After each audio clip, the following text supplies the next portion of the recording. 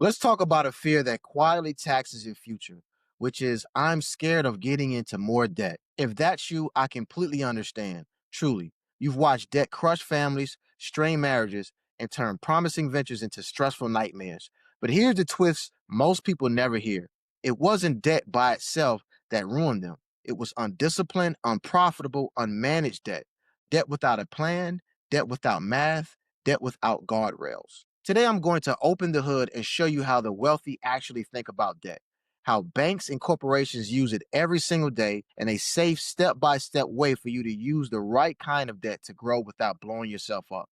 By the end of this video, you'll have a practical framework you can follow with confidence. No vibrato, no recklessness, just clear rules and a calm, repeatable process. This section is about origins and where the fear really comes from. Most of us learned debt equals danger long before we learned debt equals tools. We saw the frightening side first, the maxed out cars, the missed payments, the shame-filled conversation at the kitchen table where the stack of bills grow faster than a paycheck. When you see that repeatedly, you naturally label debt as the villain of the story. But there are two different characters wearing the same costume.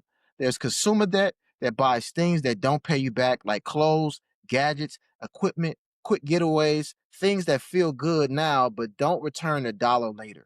But then there's business debt that is deliberately deployed into assets and activities designed to pay you back, like inventory that turns over, equipment that increases capacity, marketing that predictably brings in customers, income producing real estate, and smart hires who create more revenue than they cost. So let's think of this like a hammer.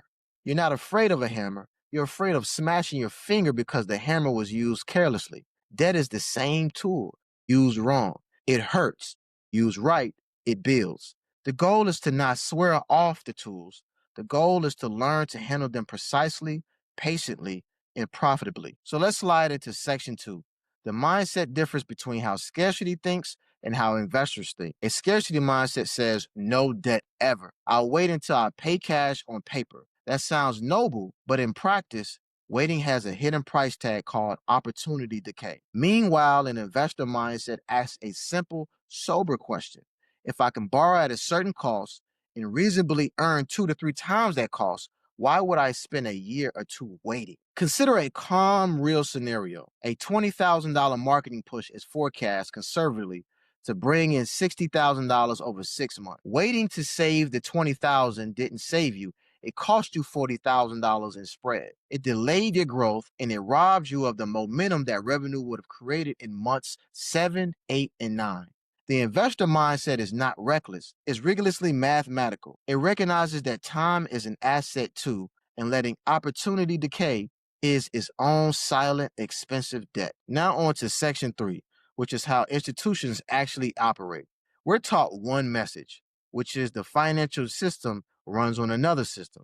Banks borrow cheaply and lend at a higher rate, capturing the spread. That's not immoral, it's math. Billion-dollar corporations sitting on piles of cash still manage to issue bonds because cheap capital accelerates research, expansion, and acquisitions while preserving flexibility. Governments fund long-term infrastructure with long-term debt because it matches the life of the asset with the life of the finance. In other words, the machine of modern finance runs on leverage. Here's the quiet contradiction. The public message we often hear is avoid debt at all costs. But the real institutional playbook is price debt, manage debt, and profit from debt. My invitation is simple. Let's borrow the professional playbook carefully, intentionally, and responsibly, and adapt it to our scale. Section 4 is your filter, good debt versus bad debt.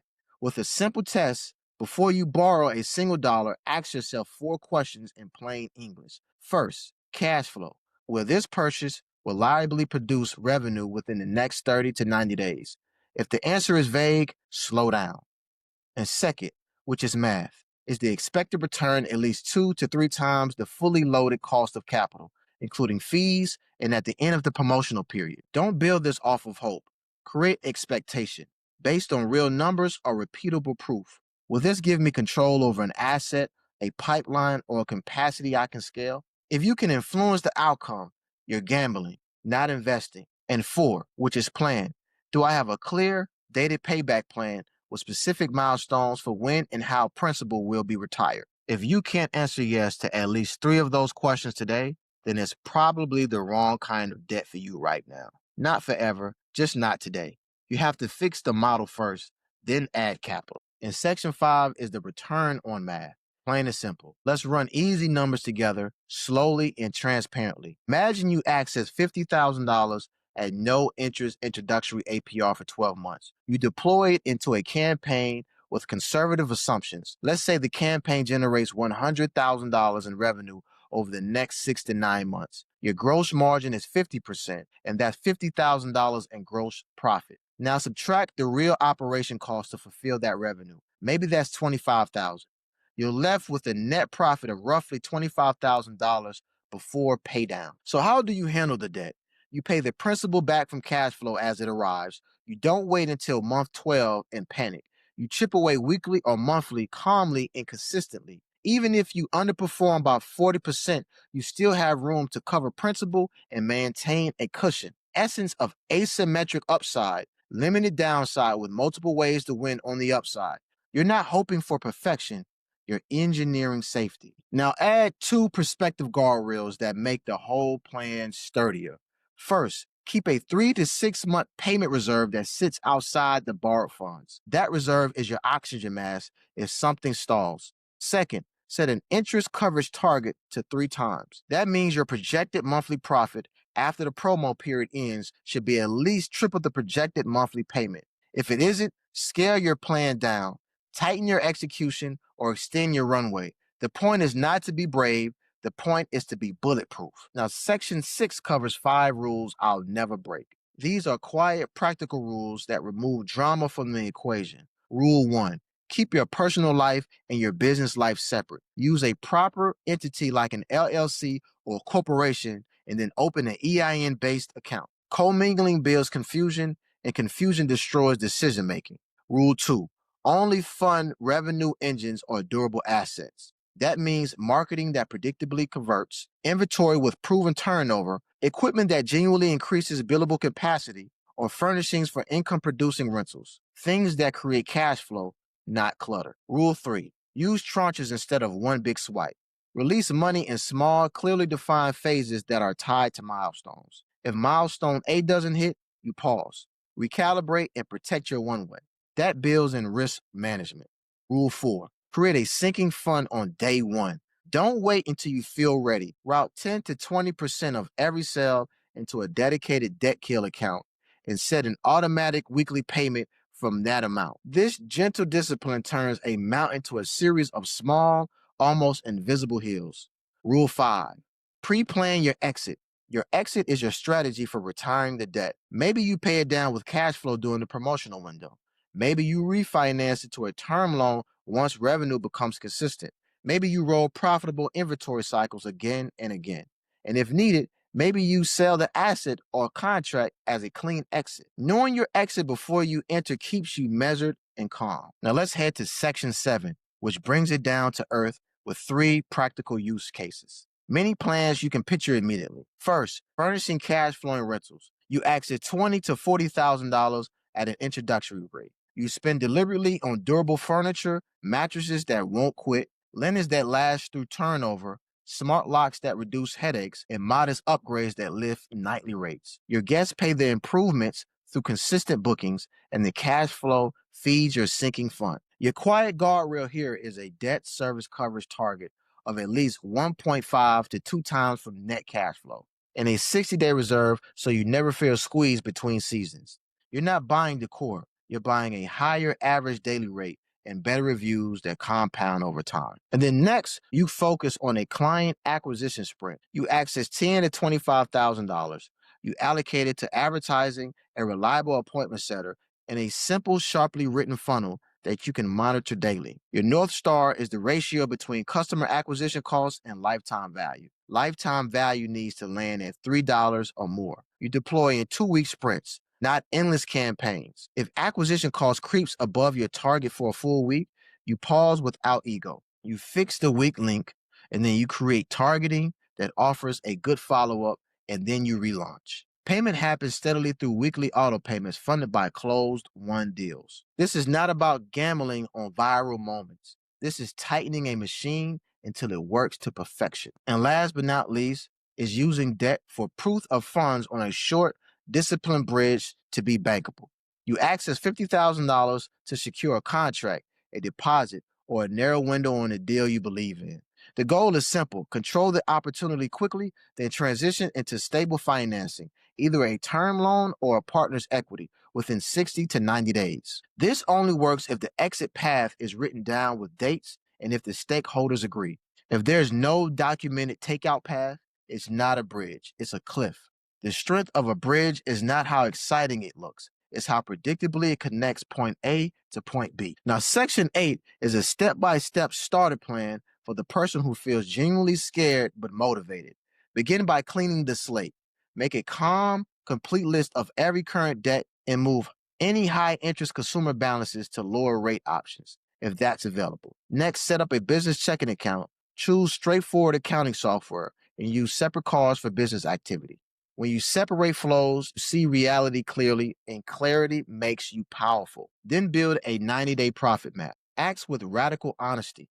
Exactly how will $1 become $2 or $3? Spell out the offer you're selling, the audience you're targeting, the funnel you'll use, the conversion targets that make the math work, the cost to fulfill what you sell, and the break-even point where the light stays on.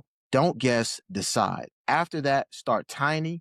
Deploy 10 to 20% of your total available credit into a controlled pilot. If it works, you scale into tranches. If it doesn't, you unwind safely with minimum friction and maximum learning. Firstly, install a Quiet Friday finance ritual. Every Friday, update a simple profit and loss snapshot. Review your customers' acquisition costs, turn up the sinking fund, and confirm your auto pay schedule. This steady, almost boring cadence is what separates professionals from panickers. Professionals don't rely on adrenaline, they rely on rhythm. Section 9 is about red flags, moments when you should not borrow, no matter how tempting it looks. Do not take on business debt if you don't have an offer that already converts with organic traffic or referrals. If strangers aren't buying, it's too early to pour fuel on the fire. Do not borrow if you can't describe clearly and calmly in a single paragraph how one borrowed dollar returns as $2 with timelines. Do not borrow to rescue a failing, unproven idea because you're emotionally attached to it. That's how good people get hurt. Do not borrow if you refuse to track numbers weekly. Do not borrow if your plan depends on going viral. Going viral is a lottery ticket, not a strategy. If any of those red flags are waving, fix the model first. Capital accelerates whatever it touches, success or failure. Make sure you're accelerating in the right direction. Now, Section 10 is the mindset upgrade, the reframe that turns anxiety into agency. You're buying time and buying scale under rules and math and behind guardrails. That's how banks operate methodically. That's how corporations operate strategically. And that's how serious entrepreneurs operate deliberately, with policies instead of panic. Trade the blanket fear of debt for a clear policy on debt. Policies beat emotions, numbers beat narratives, and calm beats chaos every single time. So let me leave you with a few practical pictures to lock this in. Picture yourself 12 months from now. You're deployed capital in measured tranches. You've hit your first milestone and pause to review. You tighten one weak point in your funnel, relaunch, and improve your acquisition costs. Your sinking fund has been quietly shaving down principal each week. The promotional period ends, but you're not surprised. You've planned for it. Your interest coverage ratio is healthy. You refinance part of the balance into a simple term structure. Your Friday ritual takes 15 minutes because your books are clean. None of this feels hectic. It feels professional, and professional is what produces peace. Picture a second scenario. You run a pilot and it didn't work because you started tiny. Your downside was capped. You shut the pilot down, reviewed the data, and realized your offering positioning needed to be clearer. You adjusted, tested organically, and found traction. Now, when you relaunch with capital, you're stacking bets in your favor instead of hoping for a miracle. Again, not heroic, just discipline. So here's the close and the call to action. If it helps you see debt as a deliberate instrument instead of a dangerous impulse, then take the next step while your clarity is fresh. Download my simple 90-day profit map and the 5-rule debt policy I use with clients. They're designed to be printed, written on, and used. And when you're ready to move from a fear to a framework, when you want to leverage 0% business funding without wrecking your credit or your peace of mind, book a call. The wealthy don't avoid debt, they engineer it. They turn it into a patient ally. Let's engineer yours safely, steadily, and profitably. Let's get you funded.